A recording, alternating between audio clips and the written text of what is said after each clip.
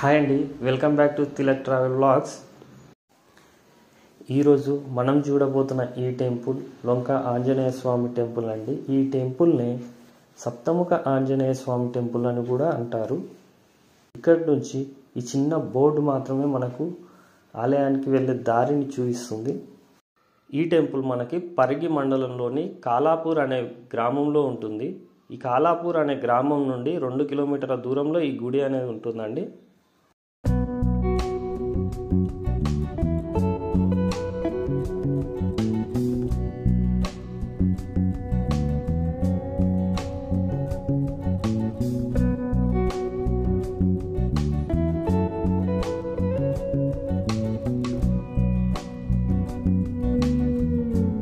ఈ ఆలయ ప్రత్యేకతలు వచ్చేసి మనకు ఆంజనేయ స్వామి 7 ముఖాలతో భక్తులకు దర్శనం ఇస్తాడండి. ఈ ఆలయం కింది నుంచి నీరు ఎల్లవేళలా ప్రవహిస్తూ ఉంటుంది. ఇప్పుడు మనకు కనిపిస్తున్న గుడే లొంక ఆంజనేయ స్వామి టెంపుల్ అండి. 2 కొండల మధ్యలో లోయలో ఉన్నందువల్ల ఈ స్వామివారిని లొంక ఆంజనేయ స్వామి టెంపుల్ అని పేరు వచ్చింది. మనమైతే బండి పార్క్ చేసేసి ఆలయం లోపలికి వెళ్ళి ఆలయం ఎలా ఉంది అనేది మీకు చూపిస్తానండి. ఈ గుడి సుమారు 200 ఏళ్ల నాటిదిగా ఇక్కడ ఉన్న స్థల పురాణం తెలియజేస్తుంది. ఈరోజు ఇక్కడికైతే చాలామంది భక్తులు వచ్చారండి. గుడి మొత్తానికైతే ఇలా ఉంది. మనకి ఇక్కడి నుంచి గర్భగుడి కనిపిస్తలేదండి. గర్భగుడి లోయలో ఉంటుంది కాబట్టి మనం ఇప్పుడు దగ్గరికి వెళ్ళి మనం ఆలయాన్ని చూపించేస్తానండి మీకు. హనుమాన్ జయంతి రోజు ఈ చెట్టు కిందనే భజనలు చాలా జరుగుతాయంట అండి.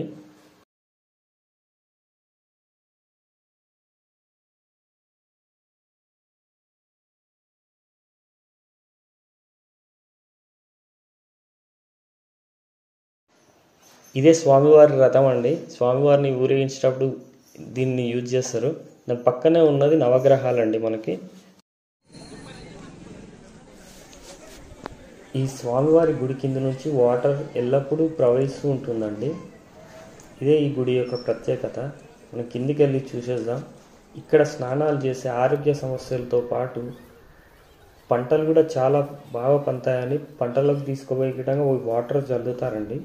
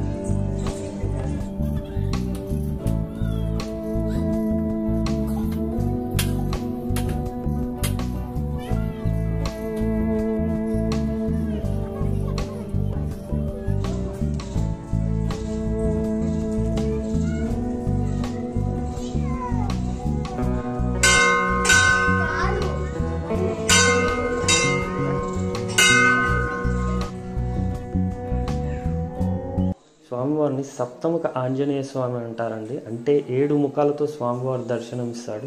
ఇప్పుడు మీకు చూపిస్తున్నాను 7 ముఖాలు. ఈ 7 ముఖాలతో పాటు మనకు కనిపిస్తున్న ఈ ఆంజనేయ స్వామి అన్ని టెంపుల్ల కన్నా భిన్నంగా ఉంటాడండి. నల్లరాయితో చందనం లేకుండా దర్శనం ఇస్తాడండి. ఈరోజైతే నేను ఇక్కడికి ఒంటరిగా వచ్చానండి. వీడియో తీయడానికి చాలా ఇబ్బంది అయింది. వీళ్ళు 4 ఫ్రెండ్స్ కలిసి ఇక్కడికి వచ్చారు. నాకు చాలా హెల్ప్ చేశారు.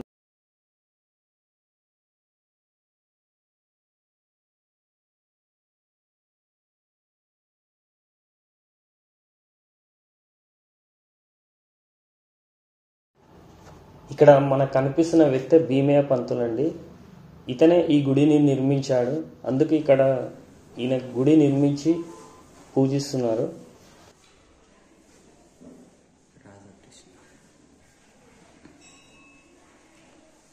ఇదే శివుని గుడి అండి. మన గుడికి లెఫ్ట్ సైడ్లో ఉంటుంది. చాలా పురాతనమైనది. ఇక్కడ వస్తే ఆంజనేయ స్వామితో పాటు శివుని దర్శనం కూడా లభిస్తుంది.